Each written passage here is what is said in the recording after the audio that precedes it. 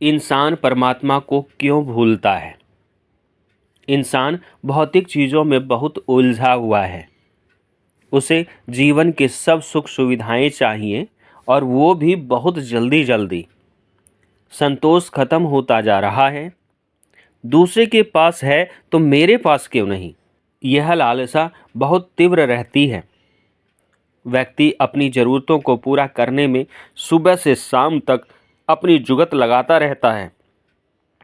अपनी ज्ञानेंद्रियों पर कोई कंट्रोल नहीं है, कोई नियंत्रण नहीं है। कोई दूसरा किसी भी ज्ञानेंद्रिय को आसानी से भटका देता है, जिसके कारण व्यक्ति उसी में उलझ कर रह जाता है और फिर एक के बाद एक दूसरी उलझनें आती रहती हैं और व्यक्ति को एहसास ही नहीं हो पाता कि कितना समय बीत गया है। उदाहरण के लिए, कोई व्यक्ति एक वीडियो देखता है, उसके बाद कुछ और देखने लगता है, फिर उसके बाद कुछ और देखने लगता है और ऐसा चलता ही रहता है। आंखें जो एक बार देखती हैं तो उसे बार बार देखते रहना चाहती हैं। यह तो आंखों का स्वभाव है, उसे तो देखना ही है। आंखों पर स्वयं का कंट्रोल होना चाहिए, स्वयं का नियंत्रण होना चाहिए। व्यक्ति ने कोई बात सुनी, जाने या अनजाने, तो कान और भी वैसा ही सुनना चाहता है। कई बार ऐसा कुछ सुनता है जो उसे नहीं सुनना चाहिए। कान का तो स्वभाव है सुनने का। कान पर स्वयं का कंट्रोल होना चाहिए, स्वयं का नियंत्रण होना चाहिए। नाक वही सुगंधी लेना चाहती है जो उसे प्रिय है, चाहे उस सुगंधी की आवश्यकता हो या ना हो।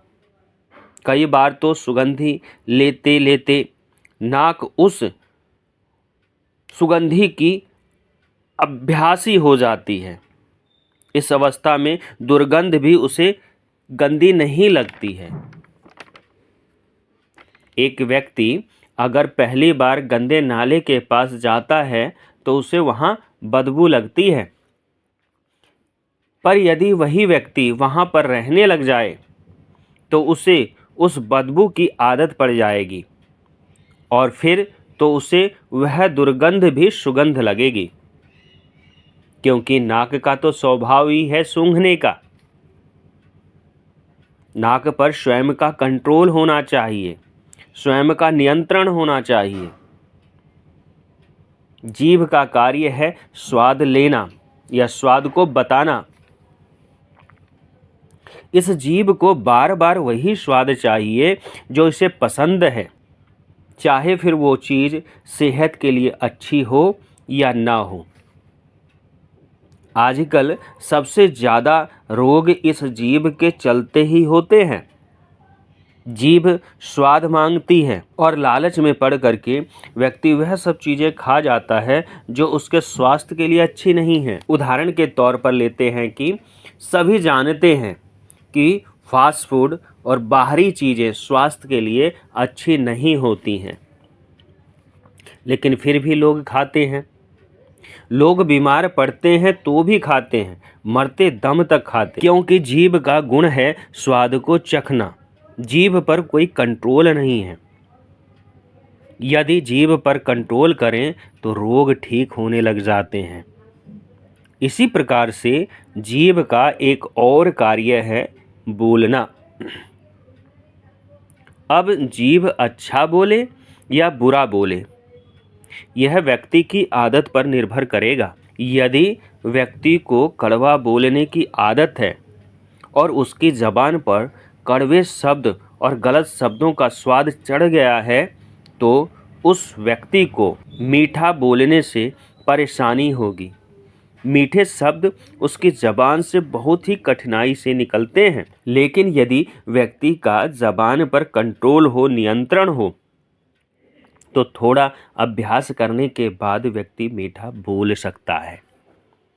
और जैसे ही वह व्यक्ति अच्छा या मीठा बोलना शुरू करेगा, उसके शरीर में पॉजिटिव सकारात्मक परिवर्तन आने शुरू हो जाएंगे। त्वचा का स्वभाव है स्पर्श का। इस त्वचा को जैसा स्पर्श अच्छा लगता है तो बार बार यह उसी प्रकार का स्पर्श चाहती है, क्योंकि त्वचा का स्वभाव ही है स्पर्श को बताना। अब यह व्यक्ति के ऊपर निर्भर करता है कि वह कितना संयमित है, कितना उसका त्वचा पर कंट्रोल है, त्वचा पर नियंत्रण है। अभ्यास के द्वारा इस त्वचा पर अर्थात स्पर्श पर भी कंट्रोल किया जा सकता है, नियंत्रण किया जा सकता है। ये पांचों प्रकार की ज्ञानेंद्रियां अपने अपने स्वभाव के अनुसार अपना अपना ज्ञान मन तथा दिमाग तक पहुंचाती हैं और फिर मन उसी प्रकार से प्रतिक्रिया करता है। निरंतर मन चंचलता से चलता रहता है। कभी अच्छे तो कभी बुरे विचार आते रहते हैं और इंसान बस इसी में फंसा रह जाता है। उसे अपना या अपनी आत्मा याद ही नहीं रहती, तो परमात्मा को कैसे याद करेगा? परमात्मा तो याद आते हैं जब उसे ठोकर लगती है, तब वह शांत हो एकांत में अकेला बैठता है या अकेला रह जाता है। उस अवस्था में ज्ञानेंद्रियां कुछ शांत पड़ती हैं, तो उसे परमात्मा का ध्यान आता है। जब व्यक्ति और थोड़ा समय लगाता है, ध्यान आदि का प्रयोग करता है, तब जाकर परमात्मा में थोड़ा थोड़ा ध्यान लगने लगता है।